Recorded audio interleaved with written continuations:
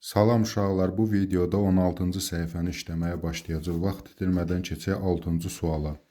6-cı sualda deyilir, hansı halda hadisələrin növü düzgün göstərilmişdir? Biz bilirik ki, fiziki hadisələr o hadisədir ki, tərkibi dəyişməsin. Kimyəvi hadisələrdə isə tərkib dəyişir, yəni molekul formulası dəyişəcək. Baxıb görürük ki, ərimə fiziki hadisədir, amma bərkimə, yəni donma isə kimyəvi deyil, o da fizikidir. Deməli, A bəndi yanlışdır. Yanma kimyəvi hadisədir, çünki tərkib dəyişir, yanlışdır. C bəndinə baxırıq, sublimasiya. Sublimasiya nədir? Yəni, bərk haldan birbaşa qaz hala keçir. Misal üçün, yod bərkdən birbaşa qaza keçir, o sublimasiyadır. Biz bilirik ki, aqreqat halı dəyişəndə tərkib dəyişmir, deməli, fiziki hadisədir. Elektroliz isə elektrik cərəyanı vasitəsilə kimyəvi reaksiyadır. Deməli, bu kimyəvi hadisədir. Doğru bənd C bəndidir. 7-ci sualda bənzər sualdır. Yenə deyir, hadisələrin növü hansı halda düzgün göstərilmişdir. Kimyəvidə tərkib dəyişməlidir. Baxıb görürəm ki, kondensləşmədə tərkib dəyişmir. Yəni, qaz halında maye halına keçir. Məsələn, tutaq ki, qaz halında olan su çevrilir olur maye halında su. Hər iki halda da tərkibi H2O-dur, dəyişməz.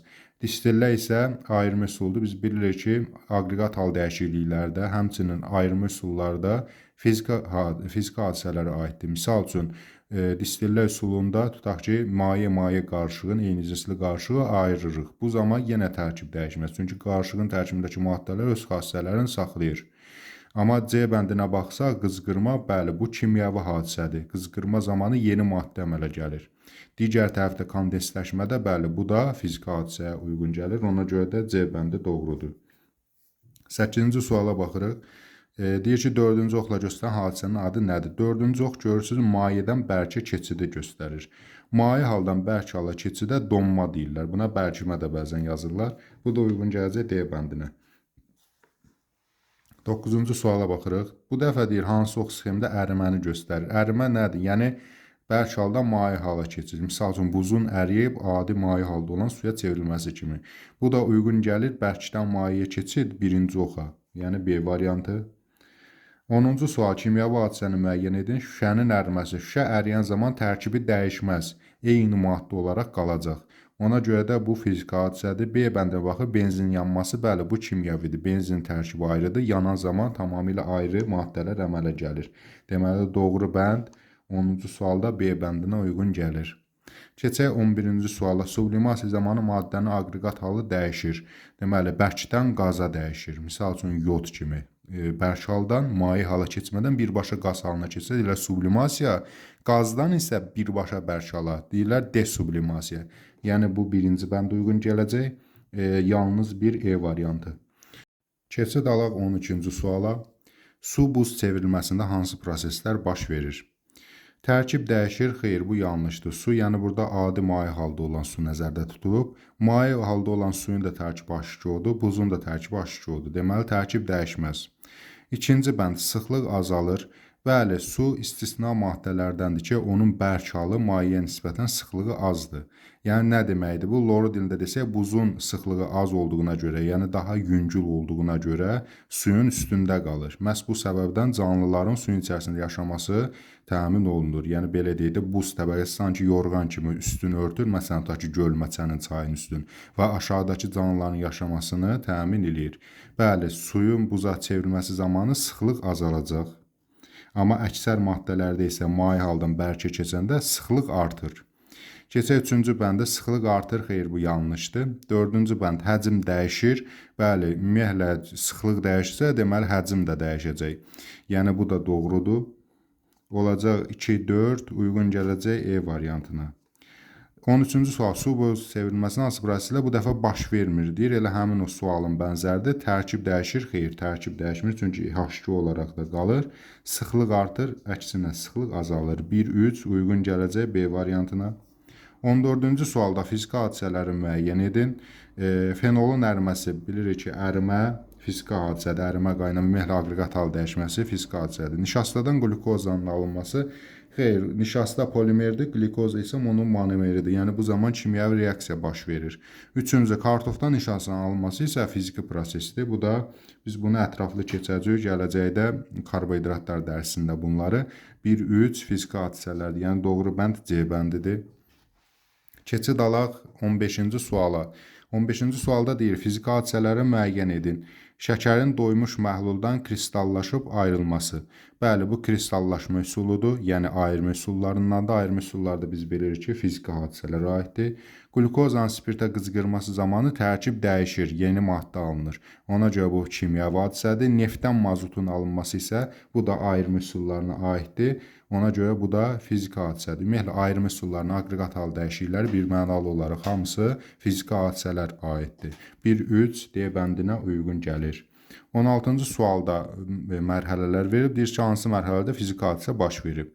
Baxıb görürük ki, havadan oksigenin alınması bu fiziki hadisədir. Havanın tərkibində oksigen var. Deməli, birinci fizikidir. Buraya yazaq fiziki, F hərfi. Deməli, oksigendən suyun alınması isə oksigen O2-dir, su H2O-dur. Yəni tərkib dəyişdi. Tərkib dəyişən zamanda deməli kimyəvi hadisə baş verib. Bu fiziki deyil. Sonra sudan su buxarının alınması, yəni maye suyu qaynadıblar, buxarlandırıb su buxarına çevirdilər. Maye su da H2O-dur, su buxarı da H2O-dur. Deməli, bu da fiziki hadisə baş verib. Burada yazaq fiziki hadisə. Yəni 1 ilə 3 fiziki hadisədir. Bunlar fiziki hadisədir. 2 isə kimyəvi hadisədir. 1-3 C bəndinə uyğun gəlir. 17-ci suala baxırıq. Hava, oksigen, su və buz hansı mərhələlərdə kimyəvi hadisə baş verib? Deməli, bayaqki sual ilə havadan oksigenin alınması fizikidir. Sudan buzun alınması da donma, yəni o da fizikidir. Sadəcə olaraq burada oksigendən suyun alınması, yəni O2-dən H2O-ya çevrilməsi kimyəvi hadisədir. Ona görə də yalnız 2 D bəndinə uyğun gələcək. 18-ci sual, hansı reaksiya sxemində bərk kütlənin zamanı asılı olaraq dəyişməsi verilmiş qrafikə uyğundur? Biz buradan görürük ki, reaksiyanın əvvəlində bərk kütlə var imiş. Məsələn, tutaq ki, 50 qram, məsəl üçün. Sonra isə artıb. Məsələn, olub tutaq ki, 100 qram. Yəni, əvvəldə də bərk maddə var imiş. Zaman keçsə, bu zaman qrafikidir. Bu da kütlənin artması. Görürük, əvvəldə bərk maddə var imiş. Sonra bərk maddə artıb. Deməli, bundan biz belə nəticə çıxarda bilərik. Ox şahısına solda da bərk maddə olacaq, sağda da bərk maddə olacaq, amma daha çox olacaq. Misal üçün, biz bir-bir baxsaq, görək ki, əvvəl bərk maddə var imiş, sonradan bərk maddə ilə yanaşı qaz da əmələ gəlib. Yəni, bunda azalmalı idi. Məsələn, 100 qramdan 50 qram bərk əmələ gəlib, 50-si də qaz halında ayrılıb çıxıb gedib. Deməli, bu azalma qrafiki olmalıdır. Buna uyğun gəlmir. B bəndində əvvəl bərk maddələr reaksiya girir maye. Yəni, əvvəldə bərk maddə var imiş, hamısı çevrilib olub maye, bərk maddə sıfıra qədər inib. Çünki alınan maddə bərk deyildi, ona görə sıfıra düşüb. Bu da deyil. Sonra qazla bərk birləşib qaz halına çevrilib. Yenə sıfıra qədər enməlidir. Çünki bu ox sıfıra qədər gəlməlidir. Çünki alınan maddə arasında bərk maddə yoxdur. Görürük ki, qaz halında maddə alınıb. D bəndinə baxırıq. Bu da qaz maddə ilə qaz maddə reaksiya girir və yenə qaz halında olan maddə alınıb. Yəni, burada ümumiyyətlə bərk sıfır olub, sıfırda davam edib. Burada qrafikə uyğun gələn ancaq E bəndidir. Deməli, əvvəl bərk maddə var imiş. O, müəyyən qədər qaz maddəni də özünə birləşdirir və təzədən bərk maddə əmələ gəlir. Məsələn, tutaq ki, 50 qram bərk maddə var imiş, 50 qram da B maddəsinin, yəni qaz halında olan B maddəsinin özünə birləşdirib, olur, məsələn, 100 qram maddə. Yəni, əvvəl var imiş, artıb olub, qazı özünə birləşdirib, biraz da artıb, daha çox olub. Bu E bəndi həmin o qrafikə uyğun gələcək.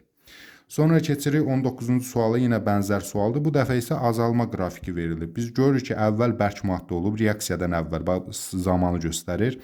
Ən əvvəldə bərk maddə olub, sonra bərk maddə azalıb, amma sıfıra qədər azalmayıb. Azalıb, bir qədər də artıq qalıb. Yəni, ox şahısına solda da bərk maddə olacaq, sağda da olacaq. Soldakı sağdakından çox olmalıdır. Bir-bir baxaq, görürük ki, bərk maddə çevrilib olub maye maddə. Yəni, burada artıq sağ tərəfdə bərk halda maddə olmadığı üçün, yəni sıfıra qədər enməli idi. Deməli, A bəndi uyğun gəlmir. Keçək B bəndinə. Bərk maddə yenə qaz halında olan maddəyə çevrilib, bərk maddə artıq yoxdur əmələ gələn arasında. Yenə sıfıra qədər enməli idi. Bu da uyğun gəlmir. Baxıb görürük ki, C bəndində müəyyən qədər bərk maddə var imiş. Reaksiyadan sonra müəyyən qədər yenə bərk maddə əmələ gəlib, qaz halında maddə də var, o da kənarlaşıb da həmin qabdan çıxır gedir. Məsələn, tutaq ki, 100 qram bərk maddə var imiş, 50 qram bərk maddə əmələ gəlib, 50 qram da qaz halında çıxıb gedir. Bu şərti rəqəmlər deyir. 50 olmasa, məsələn, olsun 90 qram. Yəni, bu qrafikə uyğun gəlir. Deməli, doğru bənd C bəndidir. Bunlara da D ilə E-yə də baxaq. Bərk ilə qaz birləşib, bərk bu artma verməlidir. Bax, keçən dəfəki 18-ci sualdakı kimi. Deməli, bərk ilə maye bərk, bu da yenə artım olmalıdır. Çünki əvvəlkindən üstünə biraz da gəlib, biraz da artıb. Yəni, yuxarıya doğru olan ox işarəsi olmalı idi. Daha doğrusu, qrafik olmalı idi. Yəni, burada C bəndi doğru cavab olacaq. 20-ci suala baxaq. Laboratoriyada X, Y, Z maddələrin analizinin aşağıdakı nəticələr hasil olunur. X-in tərkibi N2O2, CO2 qazlarından təşkil olunub. Deməli, Y-in tərkibində kakao, yağ və karbohidrat var. Z maddəsi oksigen molekullarından ibarətdir. Və deyir ki, hansı ifadələr doğrudur? X müxtəlif cinslə qarşıdır. Baxaq, azotdur, oksigendir, karbon qazıdır. Bunlar eyni cinslə qarşıdır. Yəni, havanın tərkibinə daxil olan qazlardır. Havada eyni cinslidir. Deməli, bu birincisi yanlış variantdır. Yəni, müxtəlif cinsli deyil. Y-in tərkibinə kakao, yağ və karbohidrat var. Sonra da yazıb ki, burada Y saf maddədir. Axı, bunlar qarışıq yaradacaqdır. 3 dənə fərqli maddə yığışıb, Y deməli qarışıq maddədir. Saf deyil, bu da yanlışdır. Üçüncü bəndə baxırıq, Z bəsit maddədir. Baxıb görürəm ki, Z maddəsi oksigen molekullarına, bəli, tərkibində sadəcə oksigen atomları var. Ona görə bəsitdir. Oksigendən başqa, məsələn, CO2 kimi olsaydı, olacaqdı mürəkkəb maddə. Deməli, Z doğrudur. Yəni, üçüncü bənd doğrudur. Yalnız 3 A variantına uyğun gəlir. Sağ olun uşaqlar, növbəti dərslərdə görüşənədək.